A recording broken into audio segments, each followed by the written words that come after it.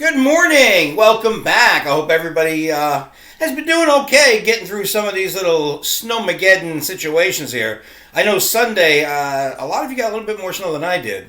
I don't think I got more than 2.5 inches, but I heard some of you got 6 or more, especially down in mid-southern Bergen County. And then, of course, today, thankfully, it has stopped now. But we had this tiny little situation where it looked like, oh no, another 3 or 4 inches, but it looks like we're going to get a break here today.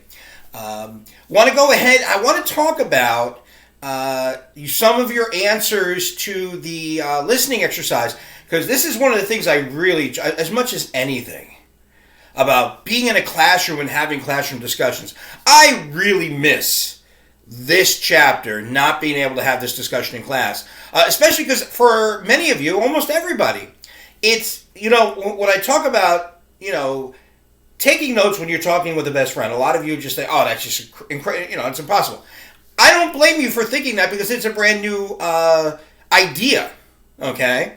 The idea that, okay, my best friend, I've listened to my best friend before, but now I might just, and again, one of the reasons why I responded to some of you the way I did, some of you were like, oh, I'm not going to be grabbing a piece of paper. I didn't say take out a 200-page notepad and take notes like you're an analyst or a stenographer. I said a sales circular, and in the margins, you only write like a couple of words, maybe 3 or 4 words tops, over come on. Some of our friends will rant for like 30 minutes. But it could really go a long way to helping you. As a matter of fact, several years ago, and we're talking 12 years ago, maybe 13 now, I was teaching a night class, and that met once a week, and one of the students I had there, her name is Michael, and she was already in her mid to late 20s, single young lady, and she had a best friend. And after we went over this whole thing about taking notes, she says, Eccles, about once a week, me and my best friend, we meet up at Starbucks and we just, chat for a few hours, once a week.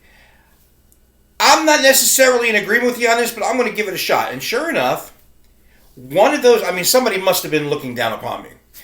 Because one of those really big situations came up. When she met up with her friend at Starbucks a couple of days after class, her friend had just had that situation where she had an idea and she brought it to a few of her workmates, but then one of her workmates stole the idea from her, presented it as their own, and of course the boss gave that person all the accolades for that idea, and this person was so devastated they were almost in tears. They wanted to quit their job. What should I do? So Michael sits down. Her friend's laying this whole thing out for her. And after a couple minutes, Michael said, you know what? She's really going on.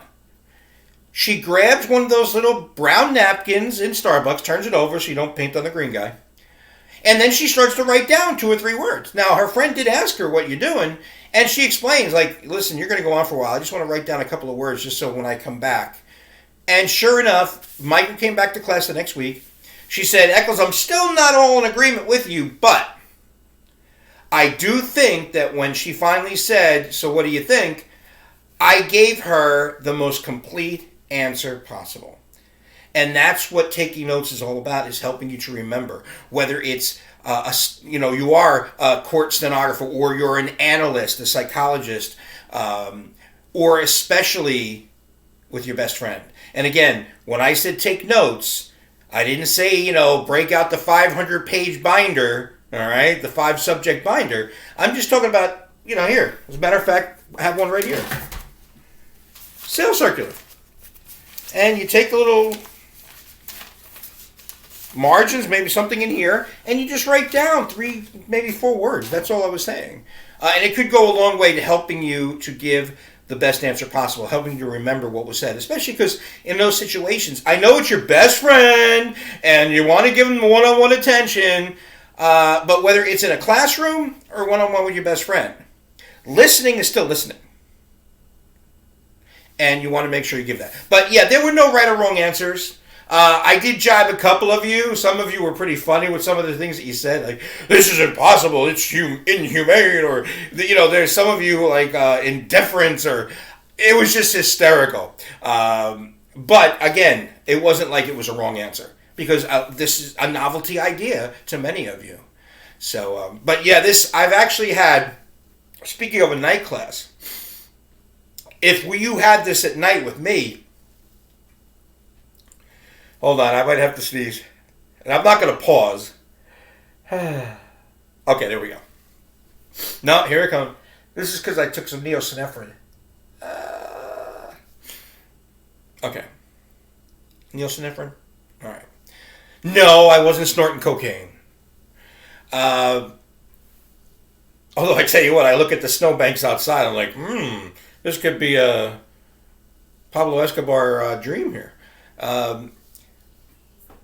If this was a night class, that's like 2 hours and 45 minutes. I would teach one chapter, take a break, and then teach another chapter.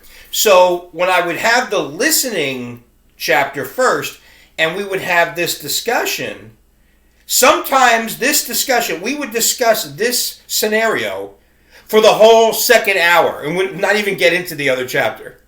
That's how great this discussion is in the classroom. And boy, I tell you what, I can't wait for this COVID thing to be over so we can be back in a classroom. So, all right, I want to talk a little bit about the next chapter I want to talk about, which is chapter 6, which is nonverbal communication. See, anything that is not verbal is nonverbal communication. And there's all kinds of different nonverbal communication.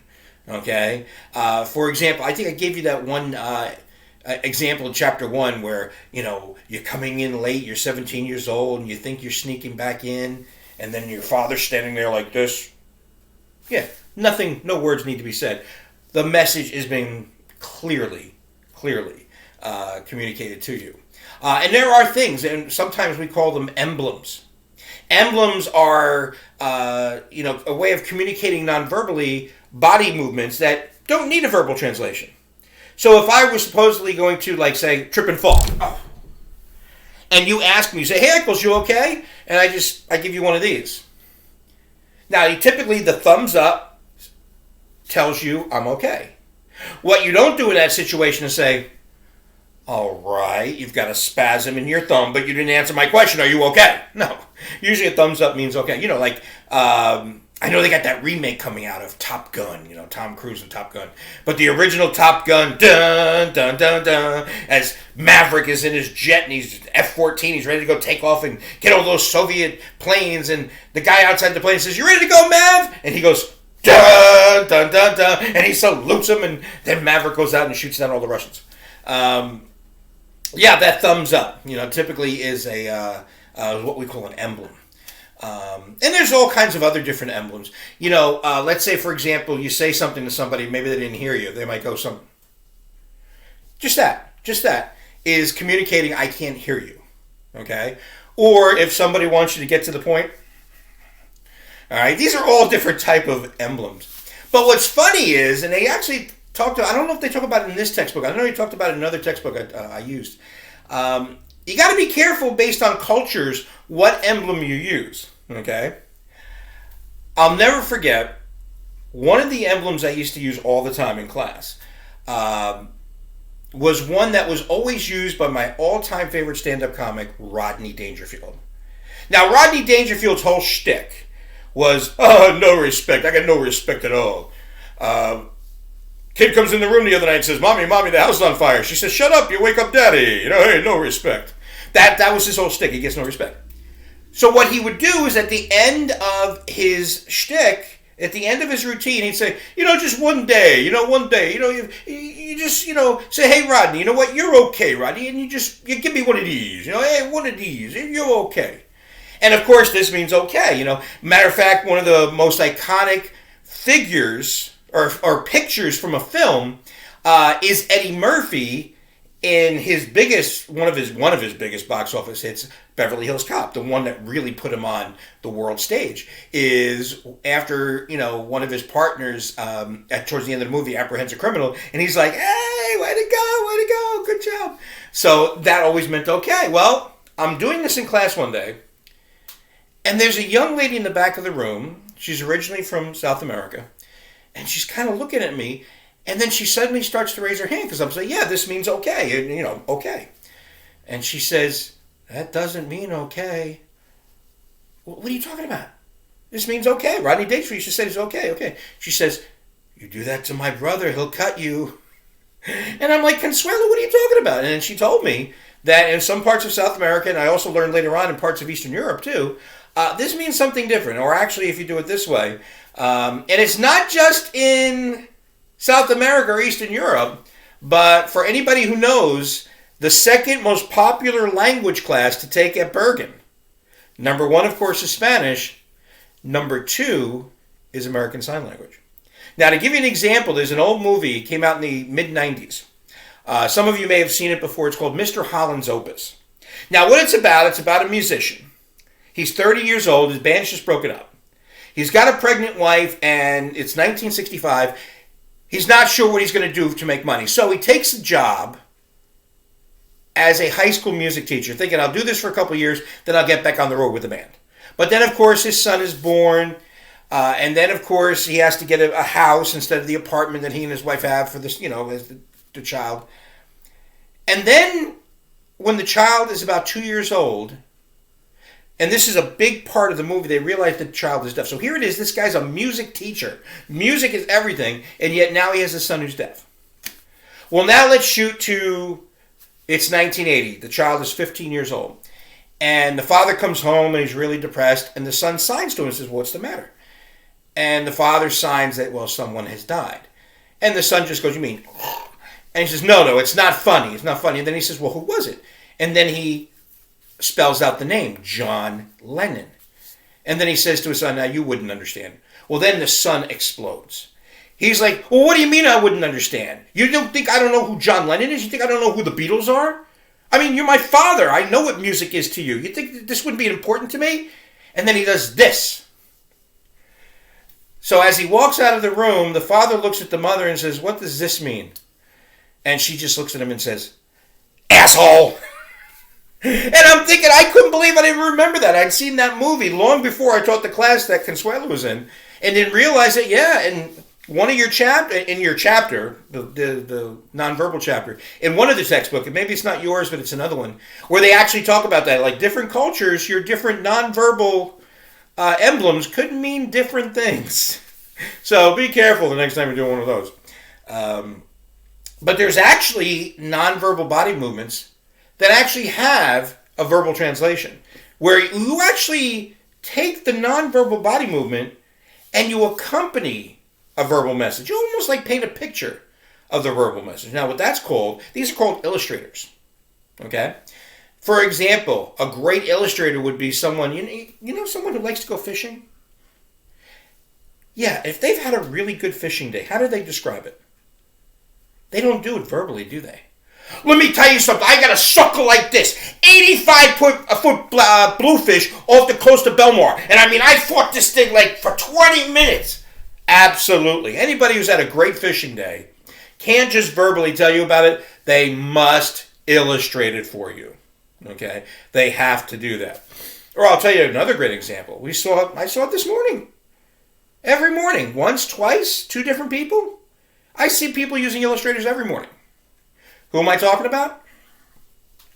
So what's going to happen is this cold front is going to come down from Canada. It's going to sweep into our area. It's going to push those clouds and then bring just slightly a little bit of rain. But then this warm front is going to come up from the Gulf Coast. It's going to push the rain out, and we'll have bright sunshine. And of course, this is always bright sunshine. So absolutely, the weathercasters on the news are always using illustrators. Okay? Now, when talking about nonverbal communication, one of my all-time favorite terms deals with the way that we nonverbally communicate based on our use of space. And what that's called is called proxemics. Of course, derives from the word proximity. Proxemics is the nonverbal way we communicate based on our use of space. Now, some of you are like, I wonder what that is. I don't know what that is. Echoes, can you tell me what that is? Yeah, you all know what it is, because a lot of you do it all the time.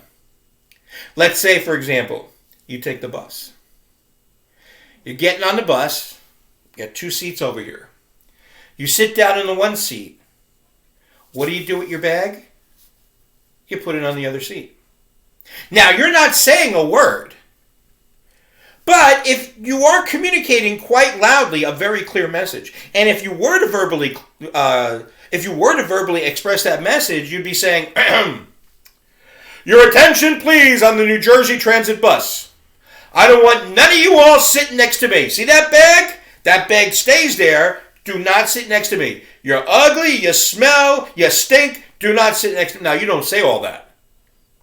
But just putting that bag on the seat next to you, you are clearly communicating. And of course, when all the seats in the bus fill up and somebody goes up and down the aisle looking for a seat, they finally stop and they say, could you move your bag, please? And of course, even though not a word is being said, you're pretty disappointed that you now have to give up that seat. Absolutely, that's proxemics.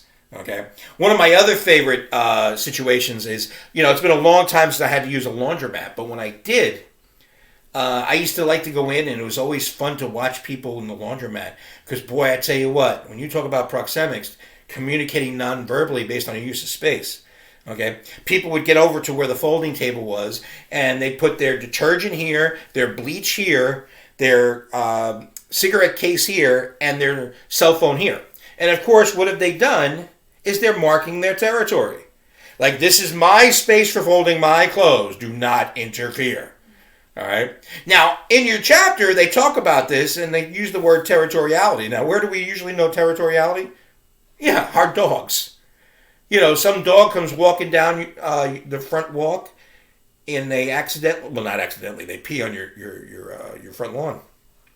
What happens when your dog gets out there? It's like, hey, this is my lawn. Don't pee on my lawn. That's my lawn. And, of course, they mark their territory. Well, it's the same thing. Of course, you don't want anybody peeing in the four corners of the folding table. But that's actually what they're doing with the bleach and the detergent and the cigarette case and the cell phone, is they're marking their territory. And they're non-verbally doing it. They're not telling anybody, don't come to this table. No, they do it non-verbally. Okay? Now, you can actually send a non-verbal message inside of a verbal message. Okay? Now, how do you do that? Well, it's pretty simple. Okay? Let's say you're going hiking up to Bear Mountain this Saturday. And I already know it's going to be windy, it's going to be cold, it's going to be icy. So I say to you, I don't think you're going to make it. Now, what did I mean by that? I mean you're not going to make it because of the weather. But then you tell me, I'm going hiking up to Bear Mountain this Saturday. And I say, I don't think you're going to make it. Ooh, what just changed? What just changed is that I changed the meaning completely non-verbally. All I did was put the accent on one word. And yet both sentences, which are the exact same word-wise, every single word is the same in both sentences. When I put that accent on you're the second time, now I'm saying you're not, hey, it's not because you're the weather you're not going to make it. I'm now assaulting your character. I'm saying you're a slob, you're a slug, you can't even get up the stairs to the second floor. How are you going to get up Bear Mountain? I don't say all that, but I do, don't I? Just by putting the accent on one word, changed the meaning completely. All right, you guys, we're going to stop right there. Here's your assignment. Nothing. I will see you on Thursday morning, and it's going to be important for you to check it on Thursday morning, so we'll see you then.